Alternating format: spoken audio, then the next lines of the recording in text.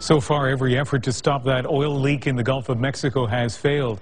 Today, BP said it will try again, this time by putting a smaller containment dome over the leak.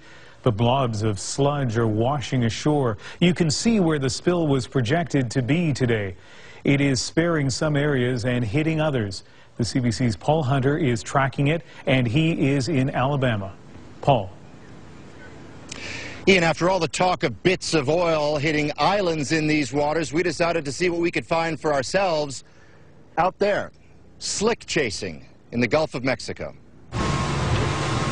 Due south from past Christian, Mississippi, and headed straight into the Gulf with Rod Ladner, who's been running these waters all his life, this time fishing for oil.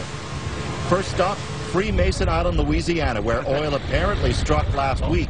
Now, barriers to protect it from more are faltering already. Immediately, police show up to underline no fishing due to the oil slick. Further south, there's plenty of evidence oil is deep underwater, but little to show on the surface here of that 200,000-gallon-a-day leak. This is supposedly right where the slick should be, but it's a gusty day. Maybe the coast caught a break.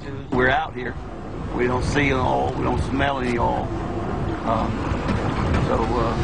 Obviously the winds pushed it back offshore. Others are just as puzzled. These shrimpers have converted their boats into crazy-looking oil barrier machines, hoping to find the slick and corral it. We covered about 60 miles. We haven't found any. Then an oily sheen appears, silvery and blue on the surface, at the southern edge of the prized Chandeleur Islands, a wildlife refuge. We go on shore, and sure enough, slinking around in tiny globs, collecting in sludgy piles, covering crab nests and feeding grounds, oil. Apparently treated by chemicals to break it down, but gathering along shore regardless. All right, let's take a closer look at what we're talking about here. There's one of them.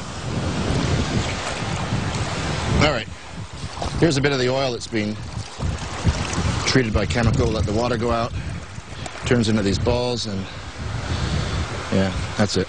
Closer to the mainland today, more sightings in Alabama. Just hardball. Okay. Where teams of experts looked for more globs. Here's what this man found this morning. I grew up in Mobile, and I've never seen this.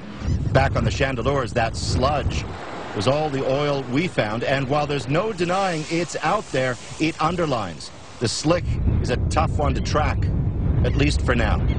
In other words, Cross the fingers.